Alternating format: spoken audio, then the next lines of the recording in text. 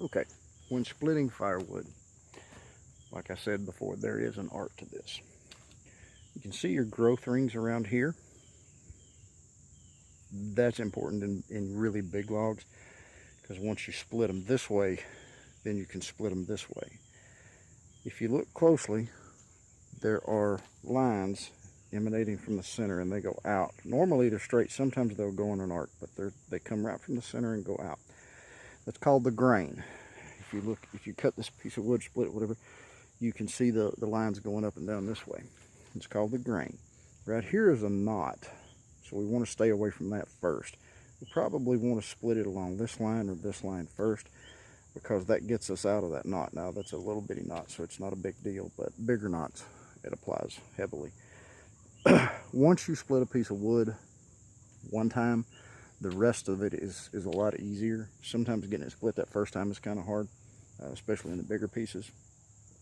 But we want the edge of our maul to line up with the grain in that wood when it hits. If it hits crossways off to one side or the other, it's a lot harder to split. If you hit it directly on one of those lines, split's extremely easy. So we'll split this lot up and throw it on the truck.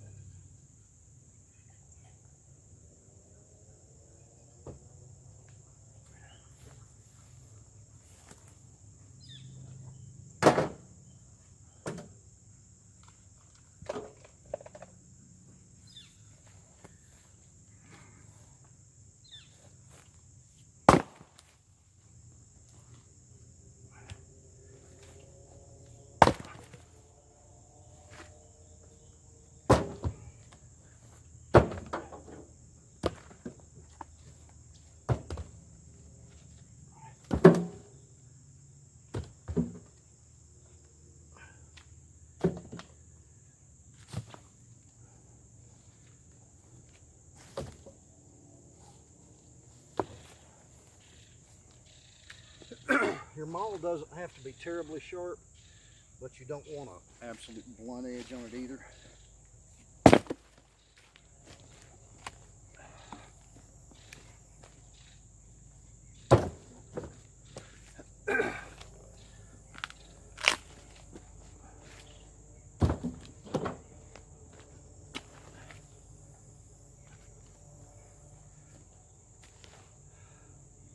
Sometimes you'll see right in the heart of the tree, there's a little bitty crack.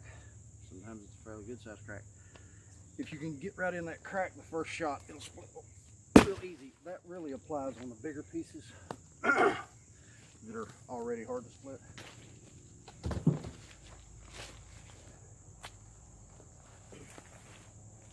Oops, there's a piece I forgot to cut off there.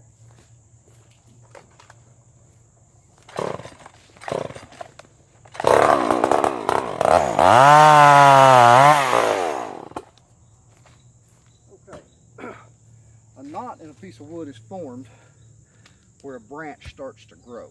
Now sometimes they will start to grow and just stop growing, and it forms a knot inside that you can't see from the outside. Sometimes, like this piece, it'll fork. Okay, now you can probably, in this area, we've got the grain. You could probably hit that and split it off one side this way and split that fairly easily. Remember, after the first time you split it, it splits pretty easy after that. So if we can get that piece off, then that'll help us split this side, because this knot is going to be really hard to split. There's a trick to that. So what I'll do is split that off first, like so. Now, tree grows this way, branches grow up. If you try to split this way, you're going to beat yourself to death, because you can't get with the grain, because you've got two different sections of grain. You can never line up with both of them. It's not physically possible. But if we flip that upside down, then we get into where it started up in here, growing that way. And we can split it a lot easier if we flip it upside down. And you want to hit it directly above that knot, not off to either side, but directly. And it'll split just like that. If you try doing it the other way, you'll beat yourself to death and may never split it. Aha. See, there's a... I don't know if you can see that in the sun. It's a fairly good sized crack right there. If we can get in that, it'll split. It'll split easy. It's gonna split anyway. It's gonna split anyway, but it'll split easier there. Just like it right there. As them inbred boys say.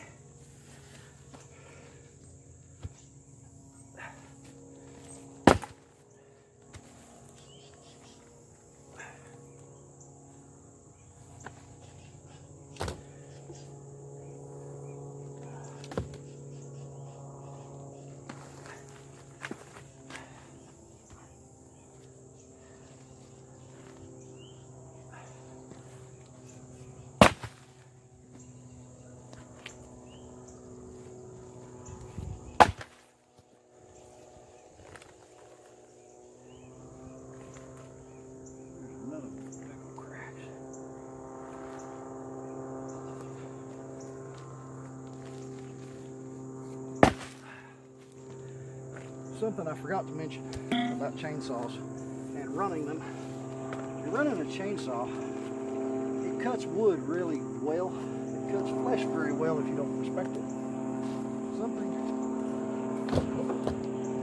that will dull your chainsaw in a heartbeat is dirt. If you are cutting here, these pieces on the ground, and you let your saw run into the dirt, if you let your saw run an inch into the dirt, it will dull the chain before you can pull it back. And then you're changing chains or sharpening one, which takes a... So, two ways.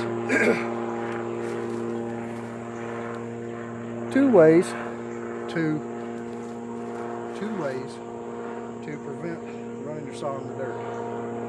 Two best ways in my opinion. One, you cut down from the top, pull your saw up, and pull it back to where it's not cutting all the way through. And you can work your saw, and you can feel it break through that end of the edge of the log. And as you do that, you can work it and keep it out of the dirt, but cut the log all the way through. Another way is if you have the opportunity. Sometimes you don't. If you can hold the saw level and cut it down till the saw just sits down on the ground. Those two will take care of you most of the time.